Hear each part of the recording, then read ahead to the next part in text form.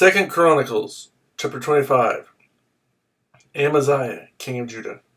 Amaziah was 25 years old when he became king, and he reigned in Jerusalem 29 years. His mother's name was Jehoaddan. She was from Jerusalem. He did what was right in the eyes of the Lord, but not wholeheartedly. After the kingdom was firmly in his control, he executed the officials who had murdered his father the king. Yet he did not put their sons to death, but acted in accordance with what is written in the law, in the book of Moses, where the Lord commanded, "Fathers shall not be put to death for their children, nor children put to death for their fathers. Each is to die for his own sins." Amaziah called the people of Judah together and assigned them, according to their families, to commanders of thousands and commanders of hundreds for all Judah and Benjamin. He then mustered those 20 years old or more, and found that there were 300,000 men ready for military service, able to handle the spear and shield. He also hired 100,000 fighting men from Israel for 100 talents of silver. But a man of God came to him and said, "O king, these troops from Israel must not march with you, for the Lord is not with Israel, not with any of the people of Ephraim.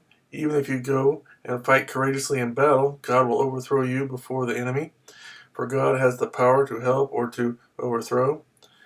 Amaziah asked the man of God, "But what about the 100 talents I paid for these Israelite troops?" The man of God replied, "The Lord can give you much more than that." So Amaziah dismissed the troops who had come to him from Ephraim and sent them home. They were furious with Judah and left for home in a great rage. Amaziah then marshaled his strength and led his army to the valley of Salt, where he killed 10,000 men of Seir. The army of Judah also captured 10,000 men alive, took them to the top of a cliff, and threw them down so that all were dashed to pieces.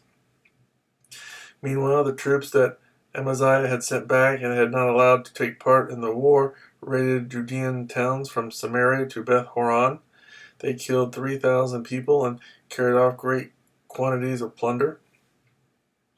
When Amaziah returned from slaughtering the Edomites, he brought back the gods of the people of Seir. He set them up as his own gods, bowed down to them, and burned sacrifices to them. The anger of the Lord burned against Amaziah, and he sent a prophet to him who said, "Why do you consult this people's gods, which could not save their own people from your hand?"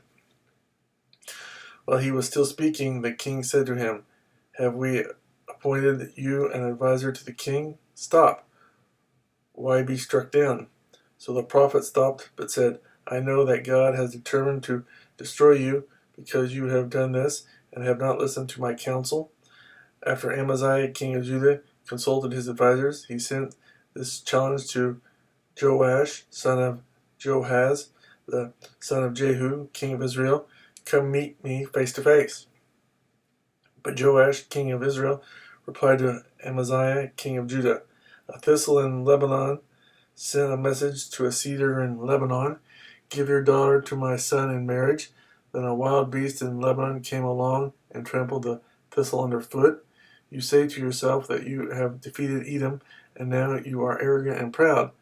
But stay at home. Why ask for trouble and cause your own downfall and that of Judah also?" Amaziah, however, would not listen, for God so worked that he might hand them over to Joash, because they sought the gods of Edom. So Joash, king of Israel, attacked. He and Amaziah, king of Judah, faced each other at Beth Shemesh in Judah. Judah was routed by Israel, and every man fled to his home. Joash, king of Israel, captured Amaziah, king of Judah, the son of Joash, the son of Ahaziah, at Beth Shemesh. Then Joash brought him to Jerusalem and broke down the wall of Jerusalem from the Ephraim gate to the corner gate, a section about 600 feet long. He took all the gold and silver and all the articles found in the temple of God that had been in the care of Obed-Edom, together with the palace treasures and the hostages, and returned to Samaria. Amaziah, son of Joash, king of Judah, lived for 15 years after the death of Joash, son of Jehoahaz, king of Israel. As for the other events of Amaziah's reign, from beginning to end, Are they not written in the book of the kings of Judah and Israel? From the time that Amaziah turned away from following the Lord, they conspired against him in Jerusalem, and he fled to Lachish. But they sent men after him to Lachish and killed him there. He was brought back by horse and was buried with his fathers in the city of Judah.